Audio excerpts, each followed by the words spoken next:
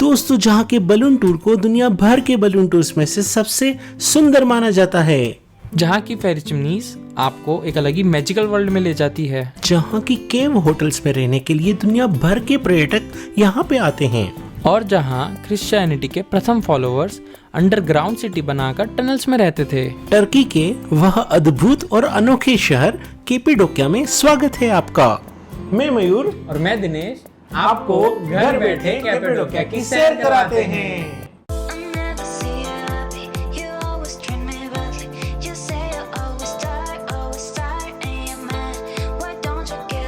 दोस्तों, Turkish airline के द्वारा आप मुंबई से इस्तांबुल आ सकते हो। इस्तांबुल में कुछ दिन बिताने के बाद आप इस्तांबुल से कैपेडोकिया आ सकते हो। यहाँ पे 2 हवाई अड्डे हैं, बट सबसे निकटतम हवाई अड्डा है नेव शहर का। कैपेडोकिया आने के लिए सबसे अच्छा समय है वसंत ऋतु और शरद ऋतु, यानी कि मार्च और जून के बीच में, और सितंबर अक्टूबर में यहाँ पे आने का सबसे अच्छा समय है। यहाँ पे आपको मिनिमम 2 नाइट्स के लिए रुकना चाहिए। नेव शहर एंड केसरी के बीच में आपको रहने के लिए कई विकल्प मिलेंगे, लेकिन मैं आपको गोरेमे में रहने की सलाह दूंगा। गोरेमे में अधिकांश सुंदर आकर्षण है, तो आपको आकर्षण देखने के लिए दूर तक जाना नहीं पड़ेगा। हम कैपेडोकिया इन होटल में रुके और यहाँ की होटल जितनी सुंदर थी उतनी ही अच्छा उनका स्टाफ था। दोस्तों, आप होटल में आके भी टूर पैकेज ले सकते हो या फिर पहले से लेके रख सकते हो। पहले से लेने का यह फायदा है कि आपका टाइम थोड़ा भी नहीं बिगड़ेगा। हाँ, बलून टूर हमने होटल से लिया था और वह हमें काफी सस्ता भी पड़ा था। डिस्क्रिप्शन में मैं आपके लिए यह सारी डिटेल्स रख दूंगा दोस्तों। तो दोस्तों, पहले दिन का टूर हमने शुरू किया बहुत ही स्वादिष्ट टर्किश भोजन के साथ। टर्किश पिज्जा ले लो, वेज करी ले लो या फिर स्वादिष्ट कबाब ले लो। It was really yummy. यहाँ पे आपको छाछ भी मिलेगी, काफी जगह पे दाल का सूप भी मिलेगा। गोरेमे टाउन की चिमनीज के बीच में आई हुई होटल में बैठ के लंच करने का मजा ही कुछ और था दोस्तों।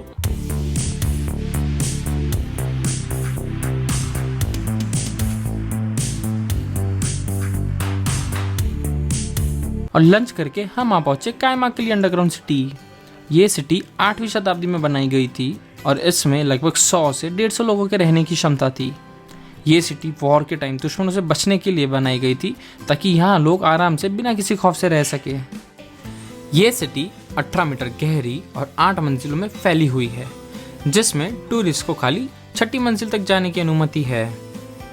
यहाँ पर तकरीबन 150 कमरे हैं, जिसमें घर, स्टोरेज, चर्च, स्कूल और अन्य कई रूम्स हैं। यहाँ की सबसे खास बात यह है कि लोगों को पर्याप्त मात्रा में हवा और पानी मिलता रहे, इसके लिए एक स्पेशल सिस्टम भी बनाया गया था। यदि आपकी उम्र बड़ी है या आपकी हाइट लंबी है या आप अस्थमा या क्लॉस्ट्रोफोबिया की प्रॉब्लम है आपको, तो हम रिकमेंड करेंगे कि आप फर्स्ट फ्लोर तक ही जाइए, उससे नीचे आप अंडरग्राउंड सिटी में मत जाइए, वरना आपको इनकी तरह झुक झुक के और लेट लेट के चलना पड़ेगा। Yes, this is the bottom of the city. Ventilator. This Ventilator that goes inside. Oh, I can actually feel the air. Yes, fresh air. Feel the fresh air. Yes, amazing. Yeah. Come here. This goes up. This is where it goes down, and it goes. This is where they send poop back up to the roof. आप बुर्ज खलीफा गए होंगे या under water गए होंगे, but underground city visit करने का experience बहुत ही unique होता है दोस्तों।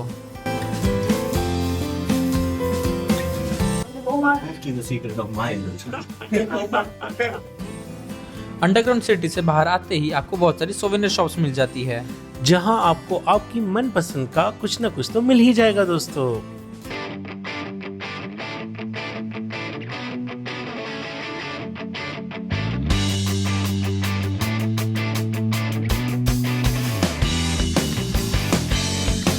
वहां से निकलते ही आप pigeon valley and Goreme view point देख सकते हो। पिजन वैलीज में आपको वो चिमनियाँ देखने मिलेगी जहाँ पे लोग पिजन फार्मिंग करते थे, और गोरेमे व्यू पॉइंट से आपको गोरेमे सिटी का 360 डिग्री पेनोरेमिक व्यू देखने को मिलेगा। सनसेट के टाइम पर इन चिमनियों को देखने का मजा ही कुछ और है दोस्तों। एंड आप आपके दोस्तों या घर वालों के साथ ये शर्त लगा सकते हो कि क्या वह जिस होटल में ठहरे हैं उसको ढूंढ पाते हैं या नहीं। लेकिन मैं तो इसे सेल्फी पॉइंट कहूँगा, क्योंकि यहाँ पे आप बहुत सारी मेमोरीज कैप्चर कर सकते हो।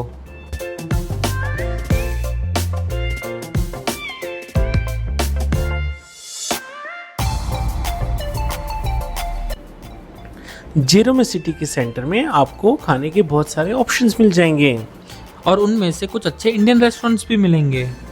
रात की रोशनी में यहाँ की नाइट लाइफ एक्सप्लोर करने का मौका मत छोड़ना दोस्तों। तो उसके साथ ये मत भूल जाना कि अगले दिन अपन को अर्ली मॉर्निंग बलून टूर के लिए निकलना है। तो जल्दी सोना बेटर है भाई लोग। बलून टूर के लिए शार्प सुबह 4 बजे आपको रेडी रहना पड़ेगा। टर्की के लोग टाइम के बड़े पक्के हैं। यदि टूर ऑपरेटर ने बोला है कि 4 बजे कार आएगी आपको पिकअप करने के लिए, तो 4:01 भी नहीं होगी, पक्का 4 बजे आ जाएगी। और यदि आप गुरेमे में रुके हो तो आप 10 मिनट के अंदर बलून टेक ऑफ पॉइंट पे आ जाओगे।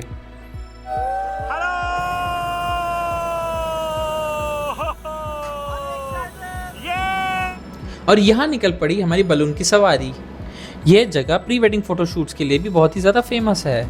और चिमनियों को एकदम करीब से देखते हुए हम ऊपर जाने लगे। जितना मज़ा हमें नीचे नज़दीक से चिमनियाँ देखने में आया, उतना ही मज़ा हमें ऊपर से वादियों को देखने में आया।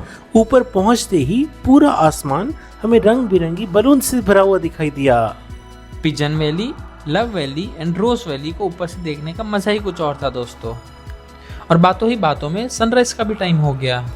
And that was one of the most beautiful sunrise we had ever seen, friends.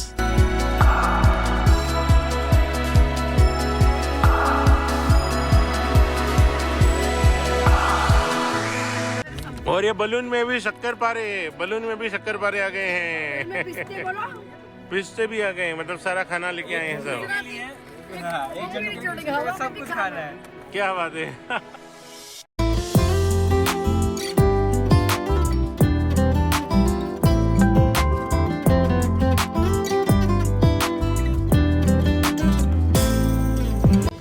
Sunrise देखने के बाद हमारे बलून का भी लैंड होने का टाइम हो गया था।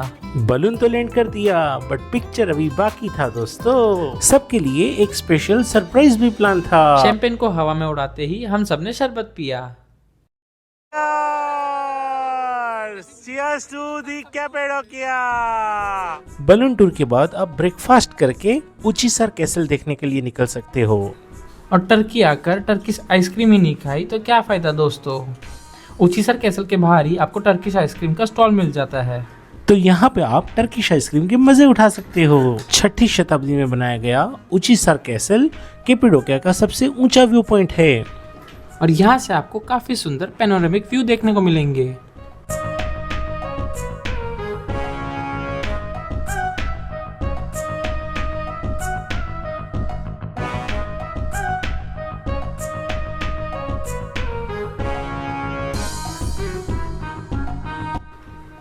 और यहाँ पे आपको काफी छोटे छोटे स्टॉल्स देखने को मिलेंगे। And if you are a coffee lover, then Turkish coffee is not to miss item. रेत में गरम करके बनाई गई टर्किश कॉफी काफी कड़क, बोले तो स्ट्रॉन्ग एंड मस्त होती है।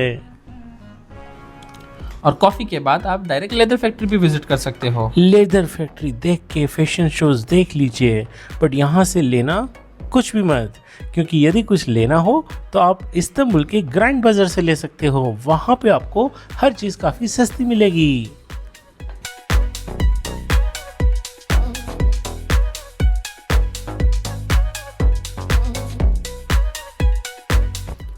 और उसके बाद आप विजिट कर सकते हो गुरे में ओपन एयर म्यूजियम। जैसे अपने यहाँ तक्षशिला और नालंदा में हिंदुइज्म, जैनिज्म एंड बुद्धिज्म की शिक्षा दी जाती थी, ऐसे यहाँ पे क्रिश्चियनिटी के प्रथम फॉलोअर्स को क्रिश्चियनिटी की तालीम दी जाती थी। यदि आपको 1500 साल पुराने क्रिश्चियनिटी के चर्च देखने हो तो यहाँ पे आप देख सकते हो। ग्रीस एंड टर्की की जब ट्रीटी हुई तो काफ़ी क्रिश्चियंस यहाँ से ग्रीस में शिफ्ट हुए एंड ग्रीस से काफ़ी मुस्लिम्स टर्की में शिफ्ट हुए। इसीलिए यहाँ पे आज क्रिश्चियंस देखने को नहीं मिलते हैं। फिर भी हज़ारों क्रिश्चियंस हर साल यहाँ पे पुराने चर्च देखने के लिए आ जाते हैं। और गुरे में ओपन एयर म्यूजियम देखने के बाद आप देख सकते हो लव वैली। लव वैली की चिमनी आप बाहर से भी देख सकते हो या फिर कैमल राइड के द्वारा नजदीक से भी देख सकते हो।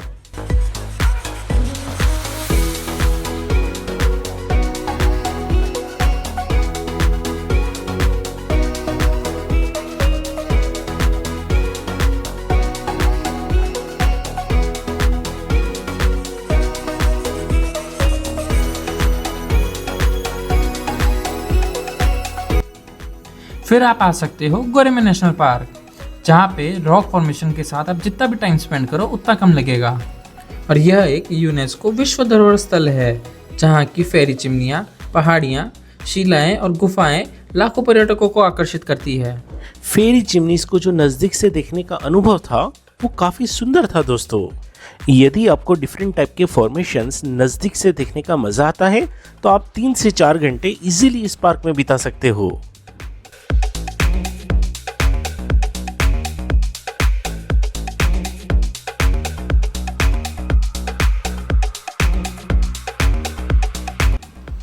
कैपेडोकिया आप 2 दिन के लिए आओ या 2 हफ्तों के लिए, यहाँ पर बिताया गया हर एक पल आपको जिंदगी भर याद रहेगा, क्योंकि ये जगह ही इतनी प्यारी है।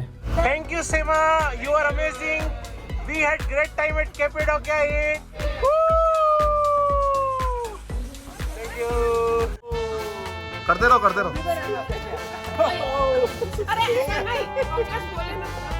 3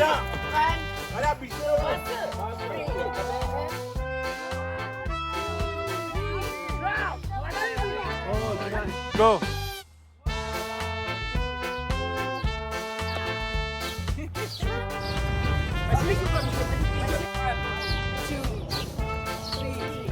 And go.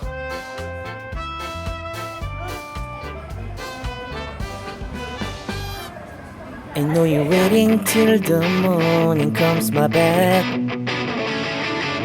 I just wanna be alone to feel free tonight. Told you so many times, don't wanna look back. Do I break your heart? What I feel inside, it burns me out. I know you're waiting till the morning comes my back. I just wanna be alone to feel free tonight. Told you so many times, don't wanna look back.